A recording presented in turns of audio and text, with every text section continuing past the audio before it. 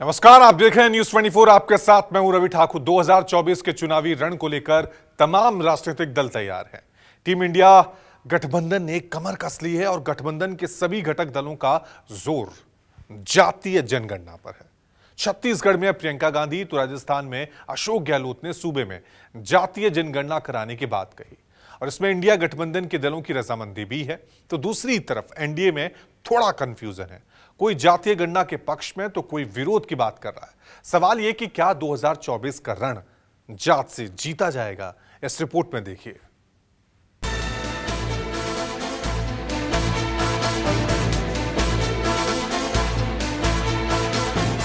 एक ही मुद्दा, एक ही शोर, जातीय गणना पर जोर। भाजपा की सरकारें जो हैं अमीरों के लिए चलती हैं। जाति जनगणना की बात करें मौन हो जाते हैं। राजस्थान सरकार भी बिहार की तरह जातिगत जनगणना करवाएगी। 2024 के लिए सब तैयार, जातियां करेंगे बेड़ा पार।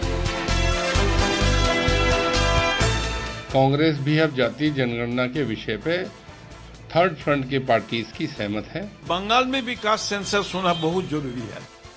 इंडिया में नो टेंशन, एनडीए में क्यों कंफ्यूजन?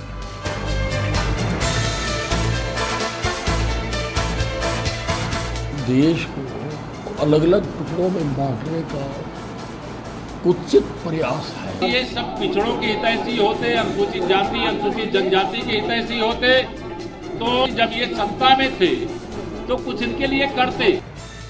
न विधानसभा चुनाव की तारीखों का ऐलान हुआ है, न लोकसभा की, लेकिन चुनावी मौसम आ चुका है तो जातीय गणना का शोर हर तरफ सुनाई देने लगा है। जी हां, बिहार में हुई जातीय गणना की रिपोर्ट आने के बाद से ही ये मुद्दा बाकी राज्यों में भी प्रमुखता से उठाया जा रहा है। मध्य प्रदेश में कमलनाथ, छत्तीसगढ़ में भूपेश बघेल, तो अब राजस्थान में भी मुख्यमंत्री अशोक गहलोत ने कह दिया है कि कांग्रेस सरकार यहां भी जातिगत गणना कराएगी। इसके लिए कोर कमेटी की बैठक में प्रस्ताव भी पास कर दिया गया है।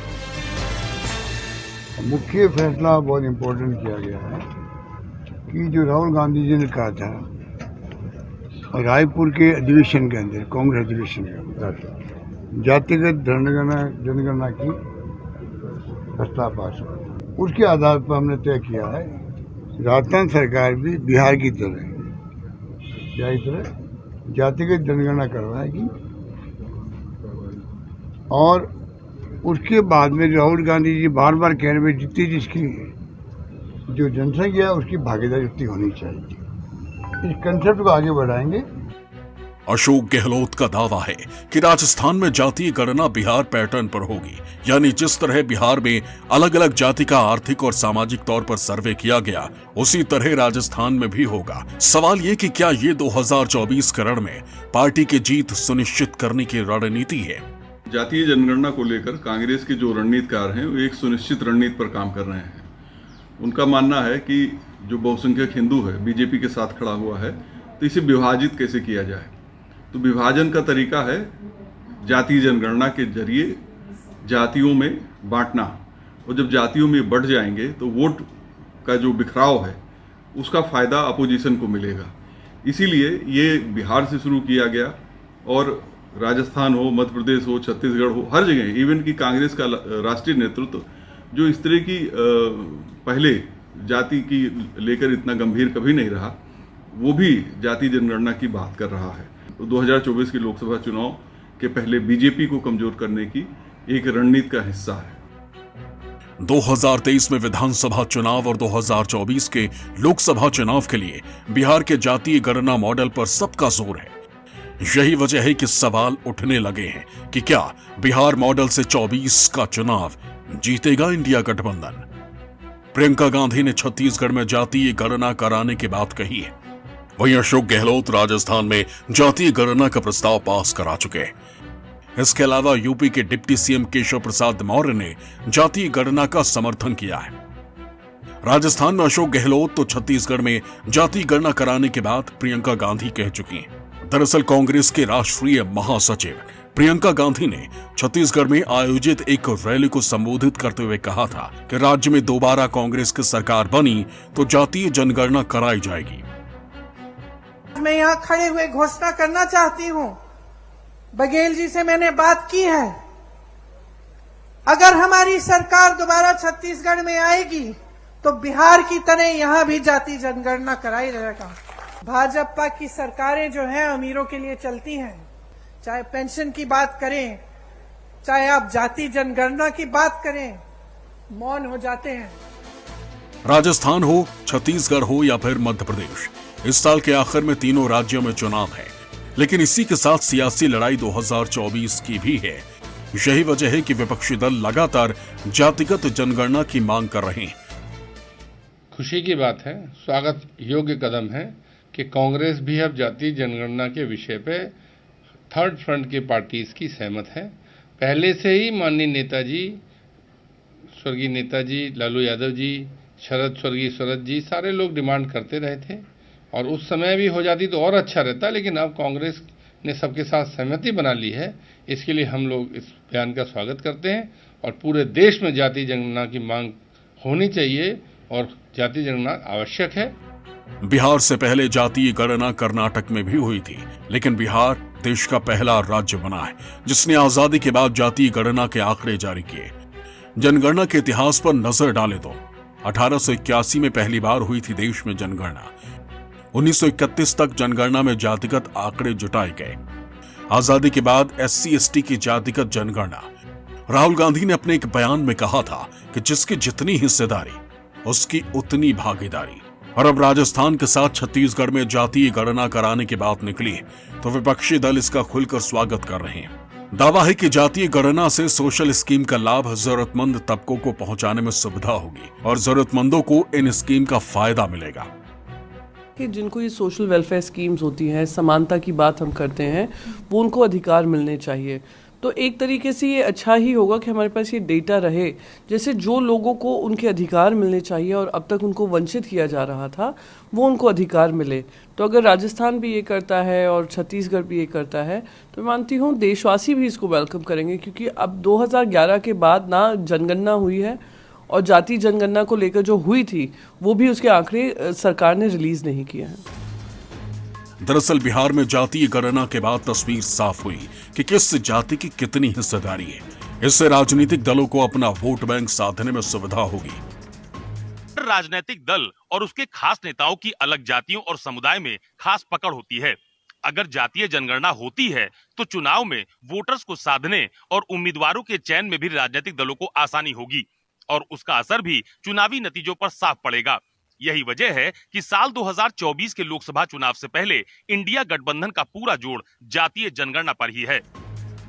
राजस्थान और छत्तीसगढ़ ही नहीं, ऐसी मांग पश्चिम बंगाल के लिए भी उठने लगी है। यहाँ कांग्रेस नेता प्रदीप भट्टाचार्य का कहना है कि जातीय गणना बंगाल में भी होनी चाहिए, जो कि समय की मांग है। तो पूरा सपोर्ट कर रहा है बिहार में जो कास्ट सेंसस हुआ। आपने सुप्रीम कोर्ट में देखा, सुप्रीम कोर्ट उसको क्यों कास्ट सेंसस हुआ डिटेल्स रिपोर्ट मांगा, लेकिन दे कांट स्टॉप इट। तो बंगाल में भी कास्ट सेंसस होना बहुत जरूरी है। जो लास्ट सेंसस रिपोर्ट में मैंने देखा, बहुत दलित आदमी है, उनका जो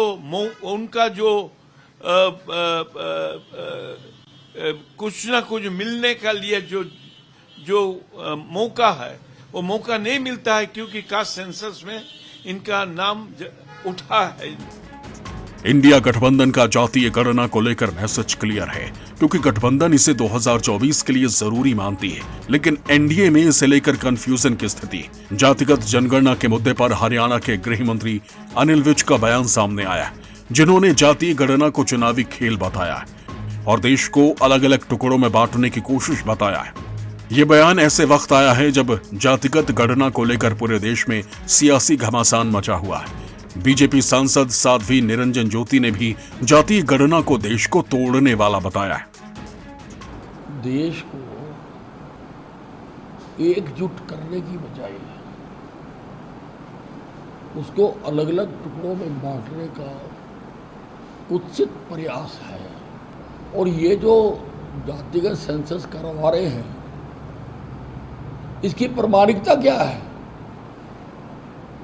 इसका मतलब तो ये हो गया कि सरकार के हाथ में रजिस्टर आ गया, जिसको चाहे वो जिस जाति में डाल दे, कोई प्रामाणिकता नहीं है। और क्या सेंसस में आने के बाद ही लोगों को लाभ मिलेगा? सैकड़ों लोग कह रहे हैं कि हमें आज तक आगे देखा नहीं गया। तो ये सारा चुनावी खेल है। मैंने बिहार वालों से बहुत बात की है। देखिए, मैं जाति पर, यद्यपि मैं संत हूँ, किसी जाति पर विश्वास नहीं करती और ना मोदी जी करते। मोदी जी ने कहा गरीबों की एक जाति गरीबी। जब तक गरीबों की गरीबी दूर नहीं होगी तो हम देश को विकसित कैसे कर सकते हैं? तो अब जैसे सपोज मान लीजिए वहाँ निषादों की जनगणना की, तो किसी को मल्लाह की सूची में डाल दिया, किसी को सैनिक की सूची में डाल दिया, किसी को किसी सूची में डाल दिया। यदि सबको सामूहिक रूप से गिनती करते तो समझ में आता कि वहाँ कितने लोग हैं। अर्थात वहाँ जातियों, जो एक समाज है, उनको भी बांटने का कुछ रचा है। बीजेपी में एक तरफ जातिगत गणना को लेकर विरोध के सुर हैं तो दूसरी तरफ समर्थक भी। जी हां, उत्तर प्रदेश के डिप्टी सीएम केशव प्रसाद मौर्य ने बड़ा बयान दिया। उन्होंने जातिगत जनगणना को खुद का समर्थन बताया और वो चाहते हैं कि पूरे देश में जातीय गणना होनी चाहिए।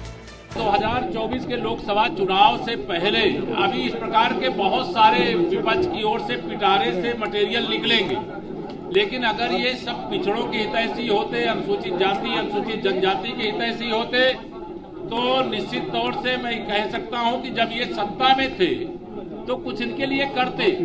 यहाँ गरीब कल्याण के लिए हमारी सरकार काम कर रही, उन लोगों ने काम नहीं किया, इसलिए बातें कर रहे हैं, सिगुफे छोड़ रहे हैं, फर्जीगिरी कर रहे हैं। लेकिन सच्चाई यह है कि भाजपा ने किया था, भाजपा कर रही है, भाजपा करेगी। जिस तरह अब राजनीतिक दलों का जातियों पर फोकस है, उससे राजनीतिक पंडितों का मानना है कि 24 के लिए जातियां बड़ी भूमिका निभाने वाली हैं। इसलिए इन्हें अपने पक्ष में करने के लिए कोई दल पीछे नहीं रहना चाहता। कांग्रेस भले ही हिंदुओं को जातियों में बांट कर वोट विभाजित करने के एक रणनीति पर काम कर रही है, लेकिन इसका इम्पैक्ट मुस्लिम समाज पे भी हो रहा है। जैसे बिहार में जो मुस्लिम जातियां हैं, भले 17% वहाँ मुस्लिम समाज का वोट सामने आया है, तो उसमें भी जातियां हैं, उन जातियों की भी जनगणना हुई है और उनमें भी विभाजन होगा, उनमें भी जाति को लेकर एक संघर्ष शुरू होगा। जो पसमानदा मुस्लिम यानी पिछड़ा मुस्लिम है, प्लस जो अशराफ यानी उच्च वर्ग का मुस्लिम है, उन दोनों के बीच में एक टकराव पैदा हो रहा है, जिसकी कोशिश बीजेपी पहले ही कर रही थी और मुझे लगता है जातीय जनगणना उसे और ज्यादा मजबूत करेगी। 2023 के विधानसभा में विजय क्या पार्टियों के लिए 24 का रास्ता क्लियर करेगी और क्या जात से 24 का चुनाव जीता जाएगा? ऐसा इसलिए कहा जा रहा है क्योंकि जिस तरह से जातीय गणना का शोर है और पार्टियों का जातीय गणना पर जोर, वो यही इशारा करता है कि जात से जीता जाएगा 24। जयपुर से केजे शिवत्सन के साथ ब्यूरो रिपोर्ट, न्यूज़ 24।